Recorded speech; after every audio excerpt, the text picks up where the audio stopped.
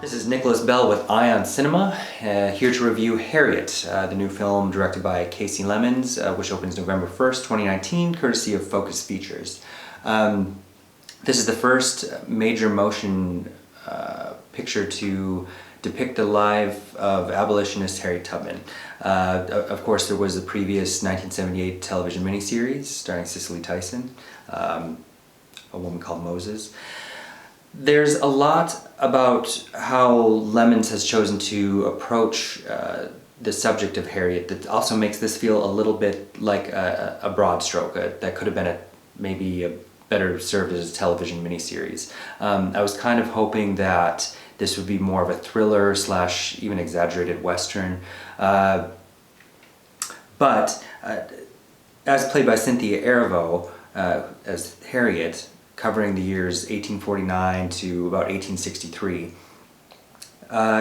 This is a film where conveying Harriet as more of a symbol, and the iconic symbol that she is.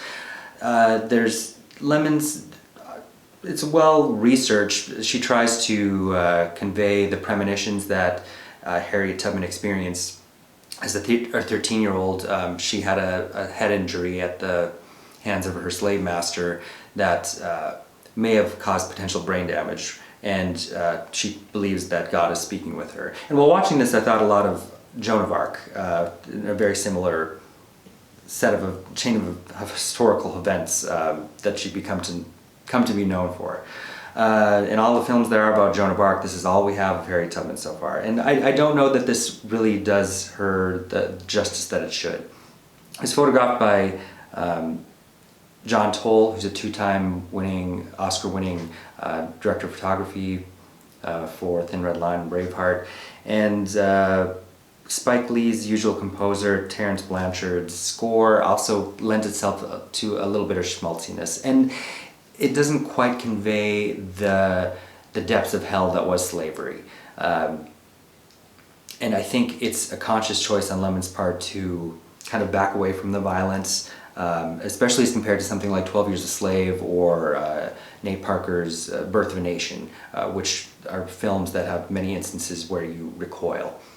There are some uses of violence in this that are, of course, vile, but this seems like something that will be eventually used as a learning tool about Harriet Tubman, more than it is a film that really gets into the depths of her as a character. And I think it's because there's too much time that's trying to be spread out in a 2-hour running time, which is a problem with many biopics.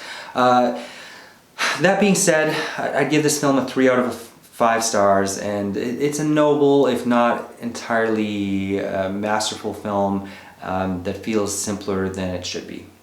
Hey, this is Eric from MyOnCinema.com. If you want to support us, subscribe below. For more reviews, interviews, film festival coverage from Sundance, Cannes, Toronto, you want to check out these guys on this side.